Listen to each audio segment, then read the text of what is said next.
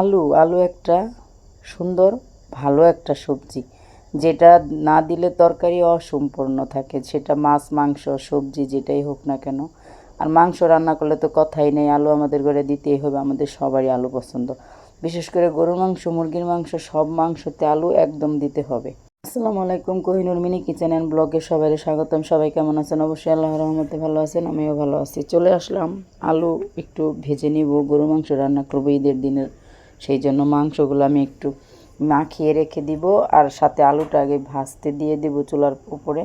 সকালে অনেক দেরি হয়ে গেছে রান্নাবান্না করতে, মাখিয়ে রাখার সময় নাই, সেই জন্য আমি আগে আলুটা বসাইয়া তারপরে মাংসটা এই ফাঁকে মাখিয়ে নিব মশলা দিয়ে। আলুটা ভাজার জন্য একটু তেল হলুদ আর লবণ দিয়ে এখন সুন্দর করে আলুগুলো এদিক দিয়ে ভাজা হতে থাকবে। আমি এখন মাংসগুলা মশলা দিয়ে সুন্দর করে মাখিয়ে রাখবো। আর আমি তো জানেন লার্কি চুলায় রান্ধি আর এক হাতে ভিডিও করি, আমি ওরকম করে করতে পারি না, আমার ভিডিও হয়তো সুন্দর হয় না, ভালো লাগে না সবার। আশেপাশে অনেক বাজি ফুটাইতেছে, ঈদের পর পর্যন্ত, ঈদের আগের থেকে শুরু হয়েছে। এই তো নেড়ে চেড়ে আলুগুলো সুন্দর করে আমি ভেজে নিচ্ছি এইখানে। আর আলুগুলা পোড়বো না, কম আছে, একটু কালারটা সুন্দর রেখেই ভাজবো। হালকা আবার একটু পুড়েও যায়, অন্য কাজে থাকি। আলুগুলা চুলায় থাক, এদিক দিয়ে আমি মাংসগুলো সুন্দর করে ধুয়ে পরিষ্কার করে নিয়েছি।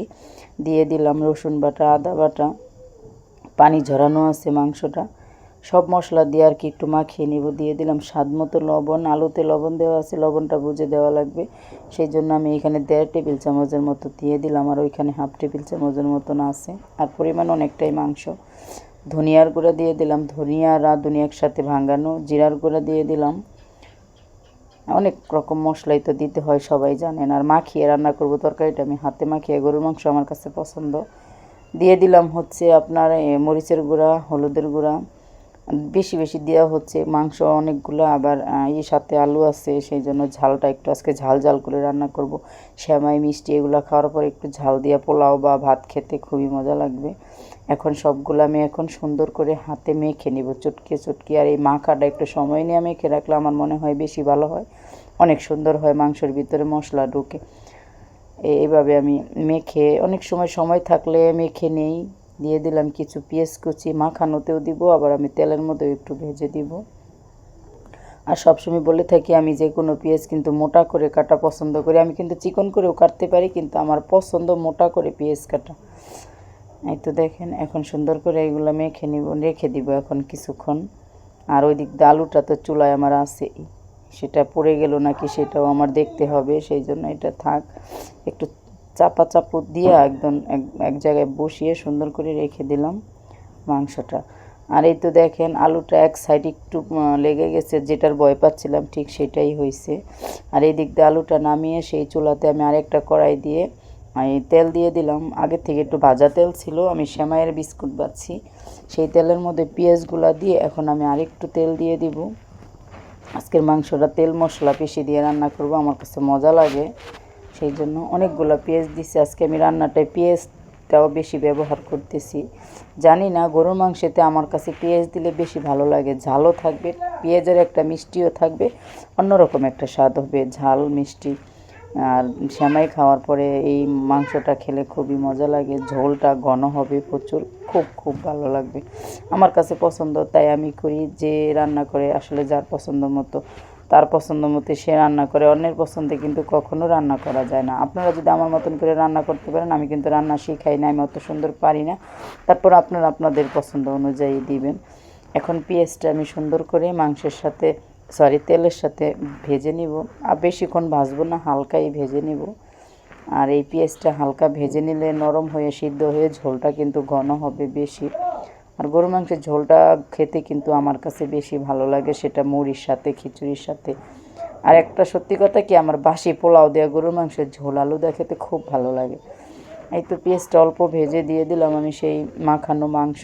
এখন এইখানে আমি পানি ছাড়া কিছুক্ষণ কষিয়ে নিব। আর এই মাংসগুলা আমাদের এলাকায় গরু জব হয়েছে, অনেক সুন্দর মাংস, এখান থেকে বেশি অর্ধেকটা মাংস আমি রান্না করছি, আর কিছু মাংস রেখে দিয়েছি আমি তেহারি রান্না বা বিরিয়ানি রান্না করব সেই জন্য। আর মাংসগুলা অনেক সুন্দর, যে কটা তেল হাসে খাওয়ার জন্য মতন একটা নলি পেয়েছি, আর একটা সিনার হাড় পেয়েছি, এতটাই সুন্দর মাংস বন্ধুরা, কি বলবো আপনাদের, অসম্ভব অসম্ভব সুন্দর। সচরাচর এমন মাংস মনে হয় কিনতে পাওয়া যায় না, নিজে কুরবানি না দিলে। এতটাই ভালো হয়েছে। আর এলাচ দারুচিনি এইগুলা কিন্তু আমি আস্তগুলা তেজপাতা আমার মনে হয় মাখানোতে দিয়েছি, আপনারা খেয়াল করে দেখেন নাই বা আমি বলতে ভুলে গেছি। যাই হোক, এখন মাংসটা আবারও আমি নেড়ে চেড়ে দিলাম, আর এই মাংস থেকে পানি উঠবে সেটাতে আমি কষিয়ে নিব। এরপরে আবার যদি মনে হয় পানি দিতে হবে দিব। আমি কম আঁচে রান্নাটা করার চেষ্টা করব যেন পানি আর না দিতে হয়, কারণ আমার রান্না আছে, আমি যেহেতু লার্কির চুলায় রান্না করতেছি, 2 মুখা চুলা, এক পাশে অন্য রান্না দিয়ে আরেক পাশে কম আঁচ দিয়ে দিয়ে আমি মাংসটা রান্না করব, আর অন্য সাইডে আমি অন্য কিছু রান্না করব। সবগুলো ভিডিও করা সম্ভব হয় না, সেই জন্য সব ভিডিও করি না। দেখেন অনেকটাই পানি উঠে গেছে, আর মাংসগুলো দেখেন সবগুলা ভালো মাংস, কি সুন্দর হয়েছে, ঘ্রাণে পুরো বাড়ি ভরে গেছে, এতটা সুন্দর ঘ্রাণ বের হয়েছে তরকারি থেকে। আর এই রান্নাটা আমি ঢাকনা দিয়ে দিয়ে করব। মাংসটা অনেক সুন্দর হবে, আর মাংসের তরকারিটাতে আমি একটু হালকা ঝোল রাখবো। ওই যে বললাম, ঝোল দিয়ে আমার পোলাওর সাথে বা ইসের সাথে ঝাল ঝাল করে খেতে, সেমাই খাওয়ার পর ভালো লাগে। যেহেতু আজকে মেহমান আসবে অনেক, সেই জন্য আমার একটু ঝোলে রাখা লাগবে, ঘন করলে কিন্তু আমি বের পাবো না, সবাইকে দিয়ে পোষাইতে পারবো না। মাংসটা আমি কিন্তু খেয়ে দেখেছি, অনেকটাই সিদ্ধ হয়ে গেছে, আর গরুটাও একদম কচি গরু ছিল, খুবই ইয়াং। আর মাংসগুলো অনেক মজার, অনেক অনেক। আমি কিন্তু এর মধ্যে খেয়েও নিয়েছি চায়নাদের মতন আদা সিদ্ধ একটা মাংস, খুবই সুস্বাদু হয়েছে। যদি আপনাদের আমার রান্নাটা ভালো লাগে, সবাই অবশ্যই ট্রাই করবেন। আর চ্যানেলটা সাবস্ক্রাইব করে পাশেই থাকবেন, লাইক কমেন্ট করে আত্মীয় স্বজনের কাছে একটু পাঠিয়ে দিবেন প্লিজ। অল নোটিফিকেশনে ক্লিক করে একটু রেখে দিবেন, যেন আমি ছোটোখাটো গরিব মানুষ যা রান্না করে আপনাদের দোরগোড়ায় পৌঁছায় যায়। প্লিজ সবাই সাথে থাকবেন, সাপোর্ট করবেন। এখন সেই মাংসটা আমি খেয়ে দেখছি, একদম এই হয়েছে। তারপরেও আরও 10-15 মিনিট কষাইছি আমি খেয়ে দেখার পরেও, তারপরে একদমই পানি বের হয়েছিল, সেইগুলা ধরেন শুকিয়ে গেছে। তারপরে আমি ভাজা আলুটা দিয়ে একটু নেড়েচেড়ে আবারও 10 মিনিটের মতন অফ ক্যামেরায় কষিয়ে নিব। তারপর অল্প একটু ঝোল দিব, যেহেতু রান্নাটা হয়ে গেছে, খাওয়ার উপযোগী হয়ে গেছে। আর মাংসটা করলাম খুবই ভালো, একদম সিদ্ধ হয়ে গেছে। আমার ছেলেকে আমি কষানো মাংস দিয়েছি, বা আমি নিজেও খেয়ে দেখেছি। এখন গরম পানি দিয়ে আমি ঝোলটা দিব। পাশের চুলায় এবার আমি একটু গরম পানি দিছি, যেটা রান্না করি সেটা নামিয়ে আলু ভাজার কড়াইতে আমি একটু পানি গরম দিয়ে দিয়েছিলাম, সেই জন্য গরম পানিটা দিলাম যেন তাড়াতাড়ি আরও সিদ্ধ হয় আর তাড়াতাড়ি ফুটে ওঠে। সময় কম, তাড়াতাড়ি হবে। গরু মাংসটাই তো বেশি সময় লাগে, আর পোলাওটা আমার মনে হয় বেশি সময় লাগে না, সেই জন্য পোলাওটা সবার পরে রান্না করবো, আর গরম থাকবে, সেই জন্য পোলাওটা বসাই আমি সব ধোয়া মোছা কাজগুলো সেরে নিব। এই তো দেখেন এরকম ঝোল দিছি, বেশি ঝোল দিব না। বেশি ঝোল দিয়ে রান্না করলেও কিন্তু স্বাদ চলে যায়, যেহেতু কষাই আমি পুরাই রান্না করে ফেলছি, সেই জন্য ঝোলটা কম দিব।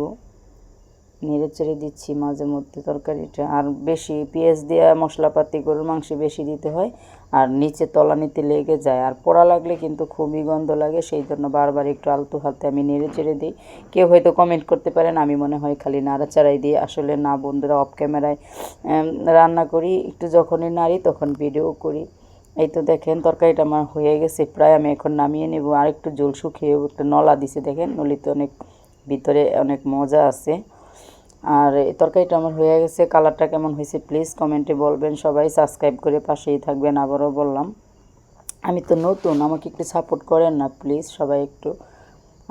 সবাই তো একটা আসার পরে একটা কিছু করে ঘরে বসে থাকি, হয়তো আমরা কোটিপতি না, গরিব মানুষ, এই চিন্তা ভাবনা করে যেহেতু একটা ফোন আছে, চ্যানেল খুলেই ফেললাম আপনাদের আশায়, আপনাদের উপরে ভরসা করে সবাই একটু সাপোর্ট করবেন, পাশে থাকবেন।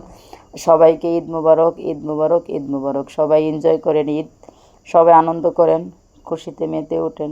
সবাই সুস্থ থাকেন, সবাই সবার জন্য দোয়া করবেন প্লিজ। আমার 2টা সন্তানের, আমার ফ্যামিলির জন্য আপনারা একটু দোয়া রাখেন, আর আমার দোয়া আপনাদের সবার জন্য আছে আলহামদুলিল্লাহ, মাশাল্লাহ। সবাই ভালো থাকবেন।